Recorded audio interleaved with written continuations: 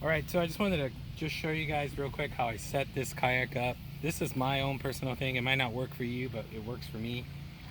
First thing I do is I have a lot of rods, so some people are going to be probably complaining that I have like a million rods, but I hate to get all the way out there and then have, I don't know, sometimes I switch up the game.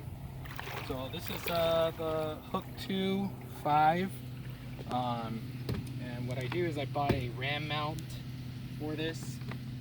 I basically just keep it as low as possible, and I run the power and the transducer cable obviously here. And a couple things with me, this transducer cable, sometimes I forget to push it all the way in, so. And then over here I run a Dakota lithium battery with the Yak power system, and I just turn that on, and that gives power to obviously the Yak power management here in the front. My transducer is number 1. So that's my transducer power is number 1. I have a couple LED lights that I've shown on a previous video.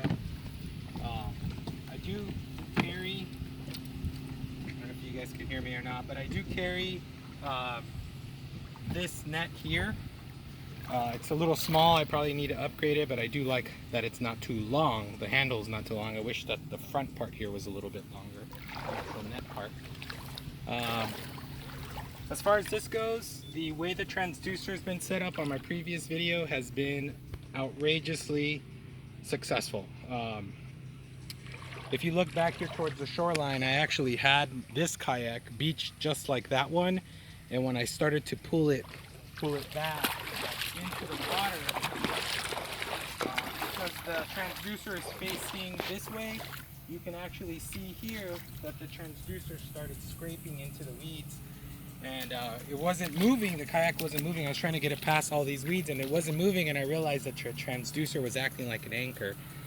So I was worried that I might have ruined it, stuck my hand underneath it, and then just the transducer is solid as a rock. I mean, that thing did not move at all. So as you can see here, the transducer is mounted with using the scupper plug.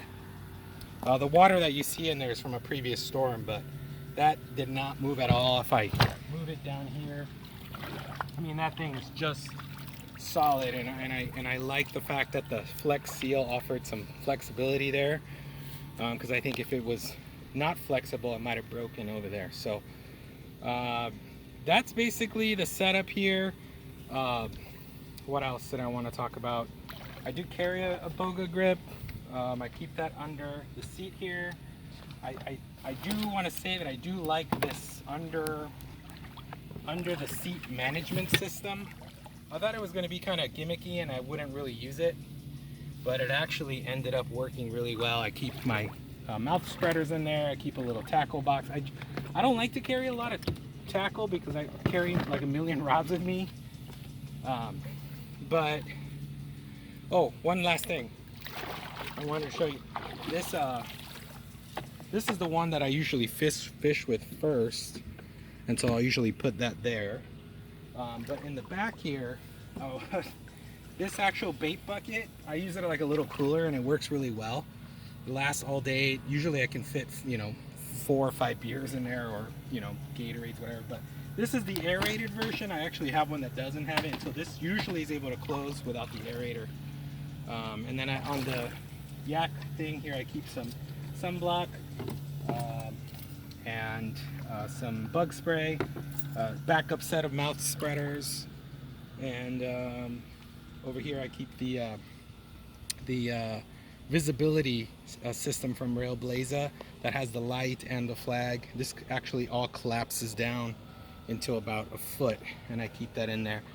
Now the last thing I want to show you guys is just the way I bring these onto the beach is this little lightweight jet ski trailer, and I'm able to get both kayaks on here.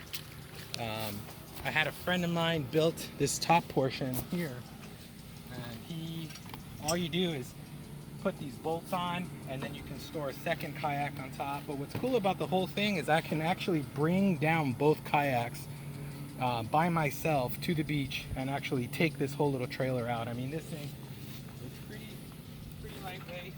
Like I said, on the things pretty easily. What else? I think that's it. I want to show, like, this is usually some for some people able to rig them on the jet ski trailer, at least put the seats on and put some of the peripherals so that way you can just roll this whole thing down to the landing is a lot easier. Or in some remote spots like this, if you can look, I mean, there's grass, but it's not too easy to get a car back here. So, and then these two bins here, I found these two bins and I really like them. These, I put all of the gear for each kayak in one of these bins. I'm able to get the propeller drive in here. I put the rod holder egg cart in there, so that way each person, I know that each kayak has the right gear in it. So obviously today I'm only going to take one kayak out. One last thing too is this. I was struggling with trying to figure out a good way to here, actually I'll show you on this one. I was struggling with a way to figure out a good way to just put the paddle on, and I ended up just, some other YouTuber, I can't remember, he just put if you can back up for just a second there, he just ended up putting a ram mount here, and then I ended up using some of this bungee cable and just bungee it on. And I had an actual paddle holder, I bought all kinds of things, but this little low maintenance, easy way to do it has been generally the best in my opinion. So that's kind of what I went with, and I do like that from the paddle. Sometimes I just bungee it around a post to hold my kayak down while I'm loading it.